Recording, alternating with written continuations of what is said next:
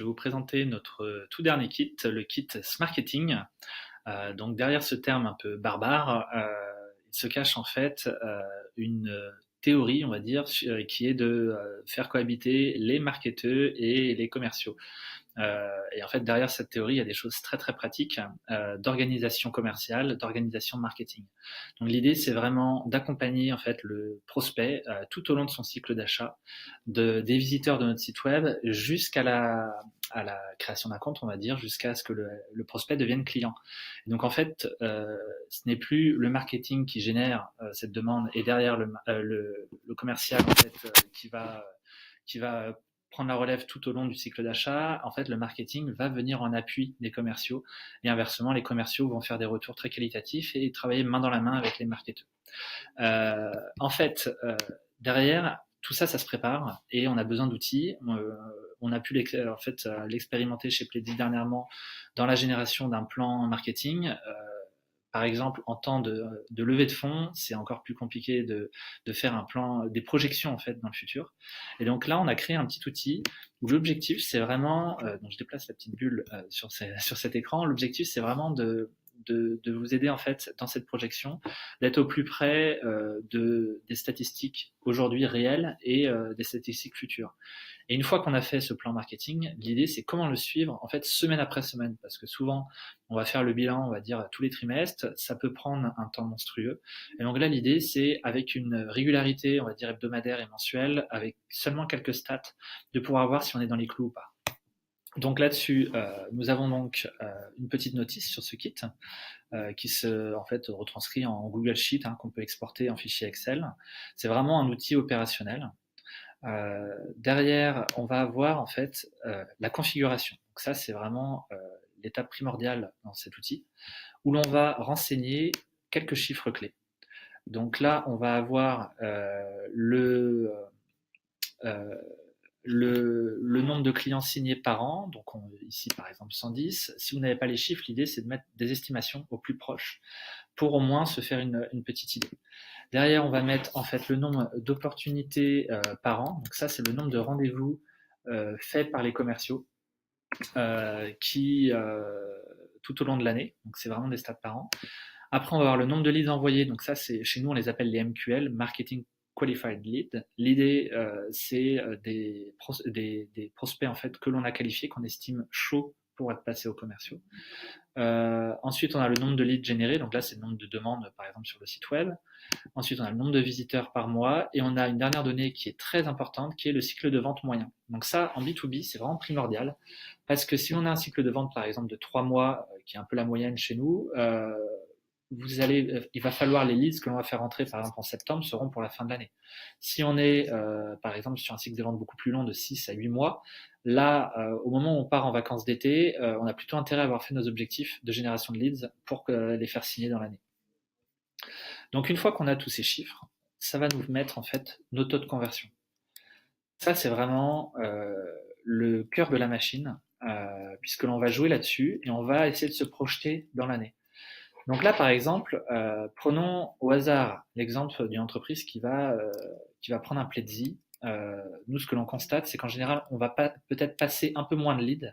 Ça ne veut pas dire qu'on va avoir moins de leads, c'est qu'on va les garder un peu plus longtemps en marketing pour ne transmettre que ceux qui sont de qualité, pour ne pas surcharger en fait les commerciaux à faire de la qualification inutile. Et inversement, derrière, ce que l'on voit quand on fait ça, c'est que les MQL, donc les leads que l'on transmet, sont plus facilement convertis en rendez-vous commerciaux, et ces rendez-vous commerciaux sont également ont un meilleur taux de transformation en clients. Et du coup, au global, on voit une augmentation en fait de ce taux de conversion de lead à client. Et donc, comme en général, ça va avec une augmentation du nombre de leads lorsque l'on met une stratégie d'inbound en place, on a une augmentation du chiffre d'affaires. Donc là, nous, on a fait varier un petit peu donc, ces taux.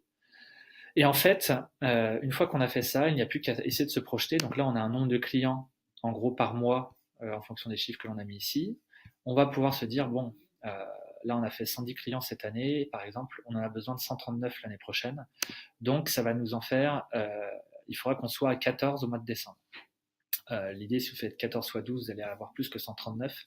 L'idée derrière tout ça, c'est qu'on a en fait un ramp-up, c'est-à-dire une évolution progressive qui est lissée sur l'année afin de permettre de monter en charge progressivement dans les équipes. Et donc là, on voit l'amélioration globale, c'est-à-dire que si on passait directement à cet objectif, c'est-à-dire dans un an, on va avoir augmenté de 137% en fait nos visites. Et on va avoir augmenté donc de 153% de taux de clients. On voit que c'est progressif, ça c'est dû au cycle de vente. En fait, cette amélioration, par exemple, si on passe à 6 mois, on va avoir ce taux qui va monter derrière par mois, etc. Voilà, on a pu le voir ici. Ici, on voit que le taux de SQL est passé de 143 à 150, en fait. Ça, c'est le cœur de la machine, on va dire, de cet outil, puisqu'en fait, grâce à ça, à ces quelques chiffres que l'on a mis ici, ça va nous générer tous nos objectifs par trimestre, par mois et par semaine. Donc là, on voit par trimestre, Q1, Q2, Q3, Q4, on va avoir le nombre de visiteurs, de leads, de MQL, de clients. On va avoir ici un suivi avec des taux de conversion par trimestre. L'idée derrière, c'est qu'à la fin de Q1, si on voit que nos taux de conversion sont complètement faux par rapport à ce que l'on a mis dans la configuration, on va pouvoir ajuster le tir et modifier nos objectifs en conséquence. De même, après, on le décline par mois. Donc là, on voit chaque mois combien de clients on va pouvoir générer. Et donc là, l'avantage de cet outil, c'est qu'avec seulement 5 statistiques, on va pouvoir voir très rapidement si on est dans les clous à la fin du mois. Donc ça, voilà, ça prend 2 minutes à la fin de chaque mois. Et on va voir avec un code couleur, en fait, vert, c'est qu'on a réussi l'objectif, on est au-dessus. Jaune, c'est qu'on est à au moins 80% de l'objectif. Et rouge, c'est qu'on est en dessous des 80%. Donc là, pareil, l'idée, c'est vraiment d'être agile, en fait. Ce que l'on voit, c'est qu'écrire un plan marketing, il va bouger dans l'année. Donc là, grâce à cet outil, comme on va pas mettre des heures et des heures à générer à chaque fois ces chiffres, ces objectifs, etc., on peut se focaliser sur l'action et ajuster au fur et à mesure. Et donc là, comme on est dans un kit marketing, en fait, ce marketing, si on suit tous les mois, ça va être trop long, en fait, pour avoir des actions correctrices. L'idée, c'est vraiment de suivre semaine après semaine si on est dans les clous. Donc, si on suit les objectifs de clients, ça va pas marcher, en fait. Ça va pas marcher parce que le haut du funnel ne sera pas rempli. Donc on va se dire mince, on n'a pas réussi le nombre de clients, mais en fait c'est peut-être qu'à la base on n'a pas donné assez à manger en fait en termes de leads et MQL aux commerciaux.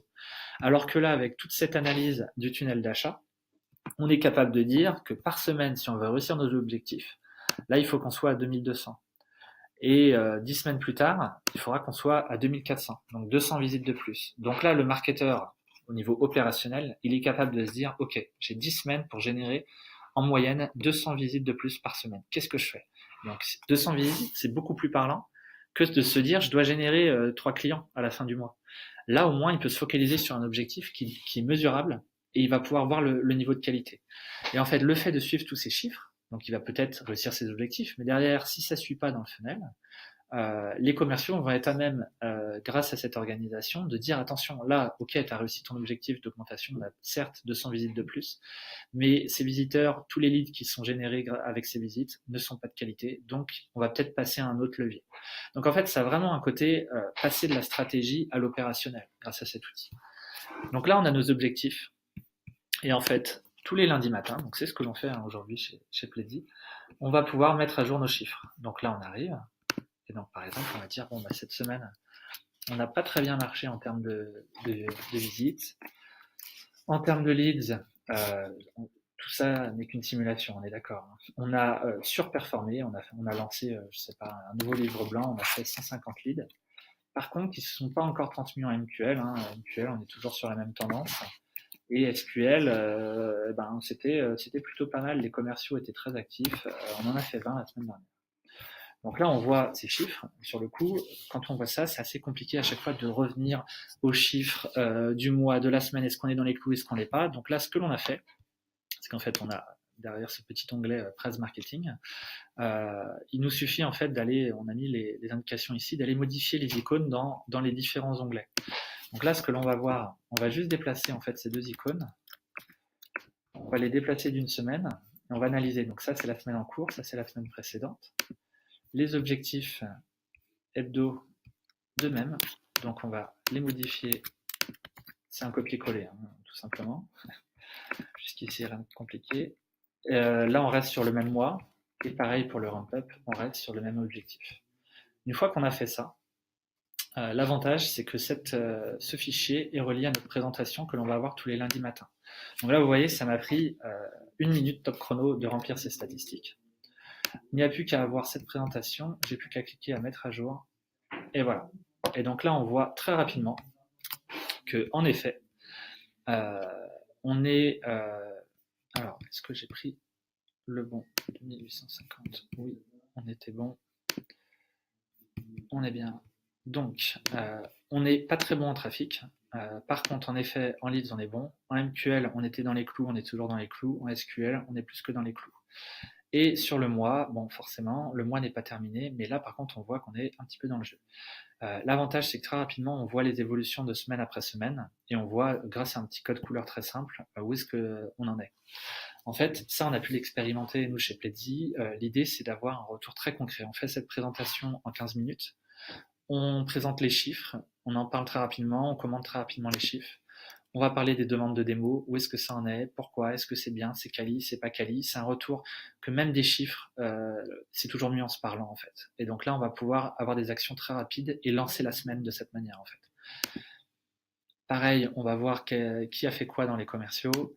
On va regarder le stock, ça c'est très important, notamment en inbound, c'est quel est le stock qu'ont les commerciaux.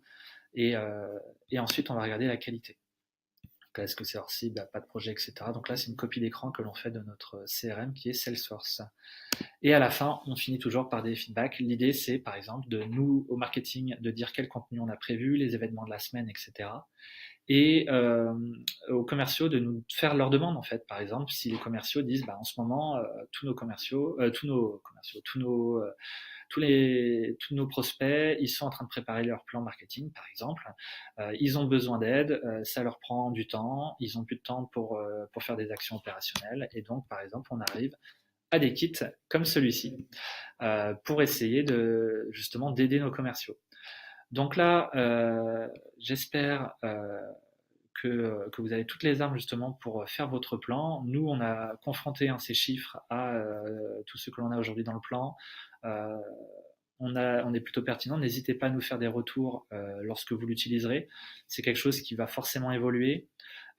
L'idée derrière, c'est vraiment de minimiser le temps de suivi. Là, par exemple, on voit que le temps les données ont été mises à jour automatiquement. Donc là, c'est vraiment un temps précieux pour justement se focaliser sur les actions qui auront un impact derrière en marketing et éviter toutes les tâches administratives. Voilà, donc n'hésitez pas à nous faire vos retours. On a mis notre adresse dans la notice. Vous avez l'adresse marketing@pledzi.co et on est preneur de tout retour. Voilà. Et donc, amusez-vous bien avec ce kit.